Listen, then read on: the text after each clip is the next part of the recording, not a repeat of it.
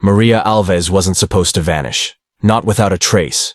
Not from the middle of a quiet, working-class neighborhood in Paterson, New Jersey.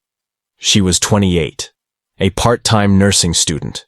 A full-time caregiver to her mother. The kind of person who left notes in lunchboxes, never missed a birthday, and called just to say she got home safe. She didn't live dangerously. She didn't have enemies. But on the night of November 8, 2022, Maria walked out of her shift at St. Clair's Medical Center and was never seen alive again. Her car was still in the lot. Her purse was inside. The only thing missing was Maria. At first, police treated it like a voluntary disappearance. Maybe she needed space. Maybe she ran off with someone. Maybe it wasn't that serious. But to those who knew her best, none of it made sense. Not Maria. Not like this. By day 3, her case was reclassified. The search began. Flyers went up. Drones were launched. Bloodhounds combed the riverbank behind the hospital. But with every hour that passed, one thing became clear. If Maria was out there, she wasn't alone. Then, on day 11th, they found her, half buried near Pine Hollow, just off a desolate hiking trail she'd never once visited. Her body was wrapped in a painter's tarp, duct tape over her mouth, 2 fractures in the skull, and a necklace, the one her mother gave her for her 21st birthday, clutched so tightly in her hand it left an impression in the skin. The case stopped being a mystery. It became something else, a hunt. For whoever did this, and why. Investigators knew they were dealing with more than just a crime of passion. Maria's murder had been calculated. Clean. There were no fingerprints on the purse, no DNA beneath her nails. Whoever did this didn't panic. They prepared. And the more detectives looked into Miguel Duarte, the more his picture warped. From a charming blue-collar contractor to a man with a past steeped in control, jealousy, and fury. 3 months before Maria vanished, she confided in a coworker. "He won't let me go," she'd said. "He's always watching." The coworker brushed it off at the time. Thought maybe Maria was being paranoid. But now, that comment sounded more like a warning. A final cry for help that no one had truly heard. Miguel, of course, denied everything. Claimed he hadn't seen Maria in over a month. That they were friendly, but not close. Police found that odd. Maria's neighbors, however, remembered it differently. He was there all the time. Sometimes late at night. I'd hear arguing, shouting, then nothing. Like someone turned off the volume. A search warrant was filed for Miguel's truck, his phone records, and his home, and what they found behind his garage changed everything. Buried beneath sheets of insulation and toolboxes was a plastic storage bin. Inside, a blanket stained with traces of blood. Hair, long dark strands matching Maria's. And most disturbing of all, her necklace. The one she wore every day. The one her mother said she never took off. Not even to sleep. DNA confirmed it within 48 hours. But the chain of evidence wasn't enough, not yet. Miguel was cunning. He had no prior convictions, no criminal record, and the items, he argued, were planted. He blamed Maria's ex, claimed he was being set up. It was a dangerous narrative, one that gained traction. Public opinion split. Some believed him, others didn't. But detectives weren't swayed. They turned to surveillance footage, combing through traffic cams, store security tapes, and gas station feeds. Days of footage, hundreds of hours. And then, they found it. At 3:14 a.m., on the night Maria disappeared, a grainy clip from a toll plaza captured a familiar truck heading northbound, toward Pine Hollow. It was Miguel's truck, a license plate match, and in the passenger seat, a shape, a human figure, slumped over. The timestamp? 37 minutes after Maria's phone sent its final text. It was the break they'd been waiting for. On May 12th, nearly 6 months after Maria's death, Miguel Duarte was arrested and charged with first-degree murder, unlawful disposal of a body, and obstruction of justice. But the arrest would only open more questions and expose darker truths than anyone imagined, because Miguel wasn't the only one keeping secrets. And Maria's death? It may not have been his first attempt. The trial of Miguel Duarte began on October 3rd, nearly a year after Maria Alves was buried. The courtroom was packed. Reporters, victims' rights advocates, and Maria's devastated family. Her mother sat front row every day, clutching a photo of her daughter. The same one used on the missing posters. The same one now etched into headlines nationwide. Miguel pleaded not guilty. But prosecutors came prepared. They laid out a timeline, digital evidence, surveillance footage, cell tower pings, forensic matches, the blanket, the necklace, the Toll Plaza video.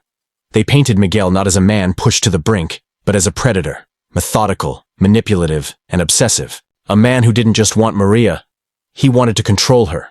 And when she tried to leave, he made sure she couldn't.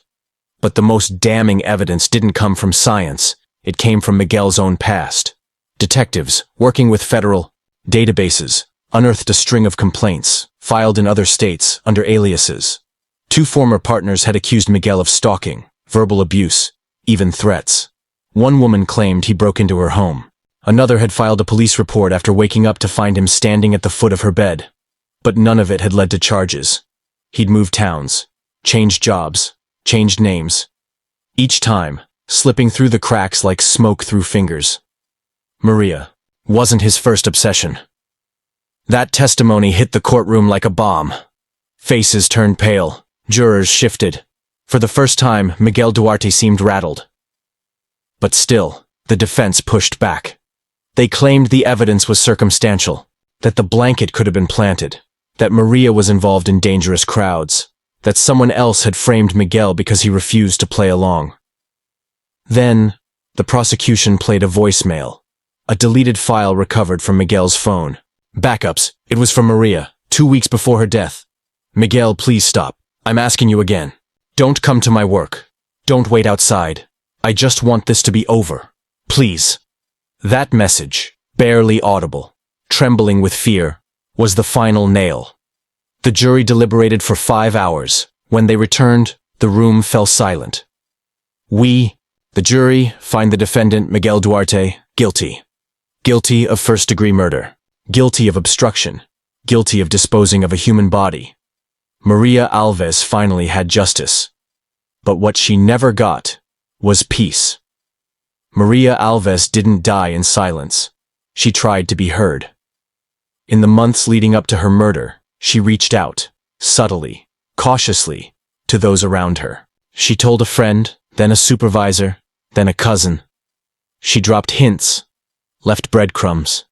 She didn't scream for help, but she whispered for it. And no one listened in time. One of the most disturbing revelations after Miguel Duarte's conviction wasn't just what he did, but how often the system failed to stop him. 4 different jurisdictions had documented interactions with Miguel, 2 in New York, 1 in Connecticut, and 1 in New Jersey. But no one ever connected the dots. The reports never crossed desks.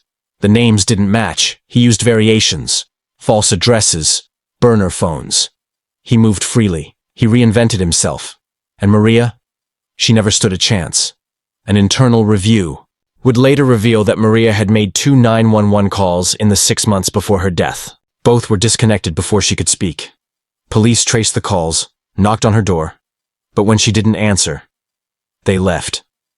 No follow-up, no second visit, no case file. Maria had also Googled restraining order NJ and how to disappear from abusive partner. That was 2 weeks before she died. She knew something was coming. She just didn't know how soon. She told me, if anything happens to me, tell them it was him. She said that. She said those exact words. And still nothing was done. Before the headlines, before the candlelight vigils and courtroom silence, there was just Maria. A daughter, a sister, a caregiver, a woman with quiet dreams and very little time to chase them. Maria Alves grew up on the eastern edge of Paterson, New Jersey, the kind of neighborhood where you recognize every neighbor's car and wave at strangers on the sidewalk. Her father died when she was 11. Heart failure. Her mother, Teresa, never fully recovered from that. And so, from a young age, Maria learned what it meant to carry the weight of others. While her friends were planning prom and college visits, Maria was helping her mother navigate the early stages of lupus. At 19, She turned down a scholarship to Rutgers to stay close. She enrolled in a local nursing program instead, working evenings as a home health aide. She didn't complain, not once, at least not out loud. Her journals, found later by police, told a different story. In her tiny slanted handwriting, she wrote things like, "Everyone thinks I'm strong, but sometimes I feel like glass. I just want to be invisible for a while, just to rest. Is it selfish to want my own life?" Maria's friends described her as the quiet one in the group, the kind who remembered birthdays without Facebook reminders, the one who always gave rides home, even when it was out of the way. She listened more than she spoke. She forgave more than she should have, and she was always tired. Not exhausted, not burnt out, just tired. The kind of tired that doesn't go away with sleep. She was still living in the same two-bedroom apartment she'd grown up in, sharing it with her mother. She had dreams of moving out, maybe to Montclair or even Boston, but something always kept her rooted. Loyalty, duty, guilt. And then Miguel. By the time Miguel Duarte entered Maria Alves's life, she had already become someone who mistook fear for instinct. She'd spent years lowering her expectations, not just of love, but of safety. When someone like Miguel shows up, they don't kick down the door, they knock gently. They compliment, they observe, they mirror. Miguel didn't arrive as a threat. He arrived as a solution.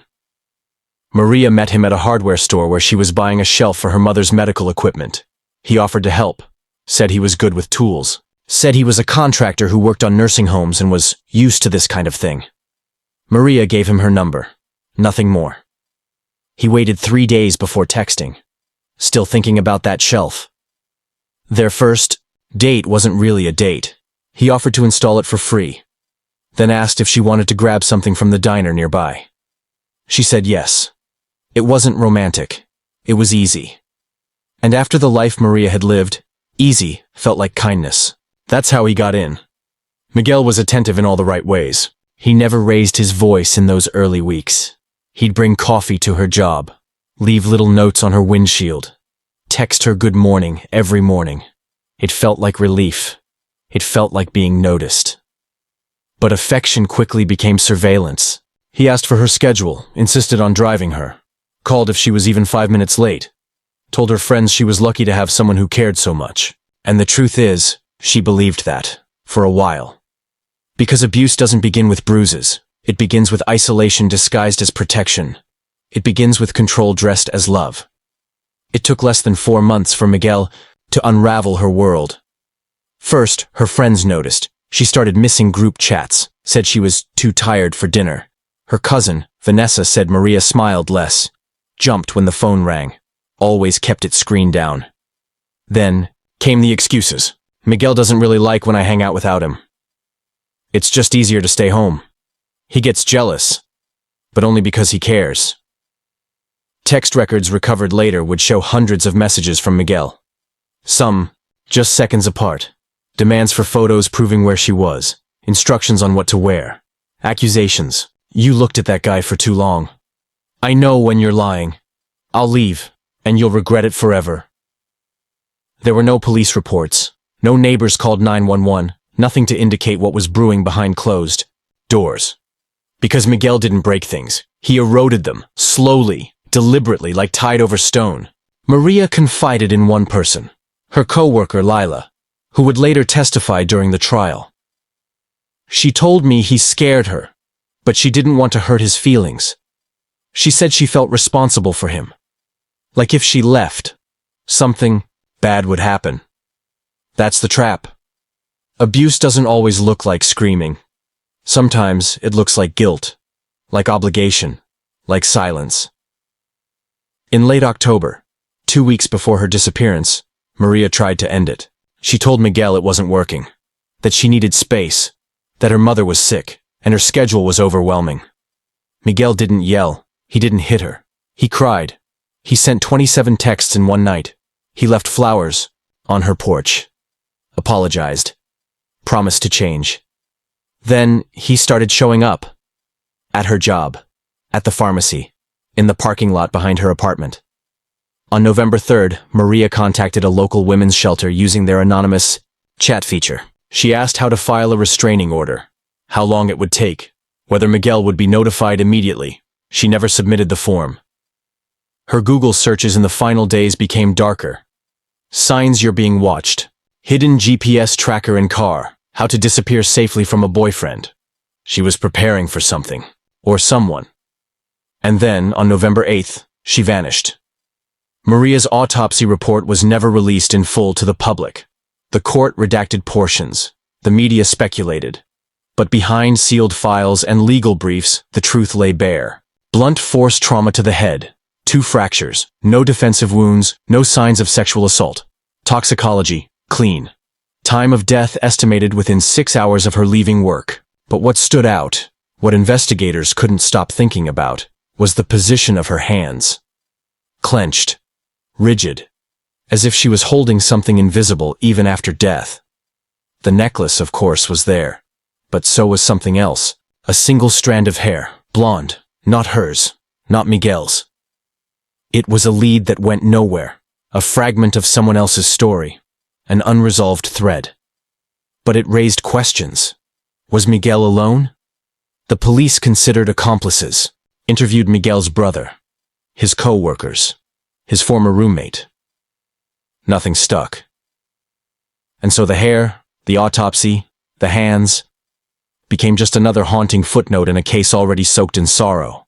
Paterson, New Jersey, is no stranger to crime. But Maria's case wasn't about drugs or gangs or the things that make for easy headlines. It was about something quieter, something uglier. Indifference. Her neighbors admitted they'd heard fights. One said he saw Miguel screaming in the parking lot weeks before she vanished. Another said he saw her crying through the blinds one night but didn't want to get involved. Even the hospital where she worked, the place she considered a second home, missed the signs. Security footage showed Miguel pacing outside the ER entrance multiple times in the weeks before the murder. Nobody asked questions. Nobody filed a report. And the police? They received 2 hang-up calls from Maria's phone. Both traced to her home. Both dismissed when the line went silent. No one followed up. And that is how a woman can disappear, even while surrounded. The conviction of Miguel Duarte brought closure, but not healing. Maria's mother, Teresa, rarely leaves the house now. Her health has worsened. Her speech, once sharp, is now slurred by grief. She talks to Maria's photo like it's still listening. Her brother, Leo, quit his job. He moved 3 states away. Can't walk past a hospital without panic. Attacks. People think justice is a verdict, a sentence, a punishment. But for the families left behind, justice is just the beginning of the silence. Miguel received life without parole, but Maria's family received a lifetime of what-ifs. What if someone had followed up on those 911 calls? What if the hospital had noticed? What if she had left just 1 day earlier? The scariest part of Maria's story isn't that it happened. It's how easily it could happen again. The case of Maria Alves sparked outrage across the country. Activists mobilized. Domestic violence shelters saw a spike in calls. Hashtags trended. But like many social media movements, it faded. Except in one place, legislation.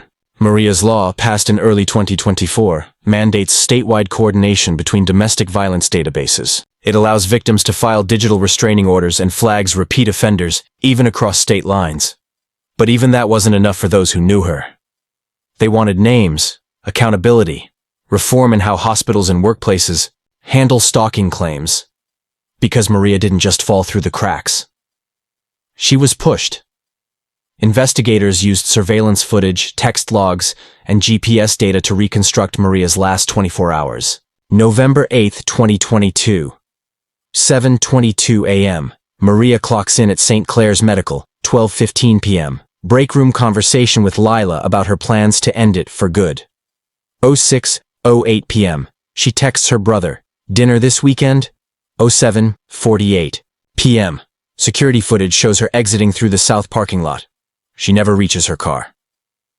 7:50:08:31 p.m.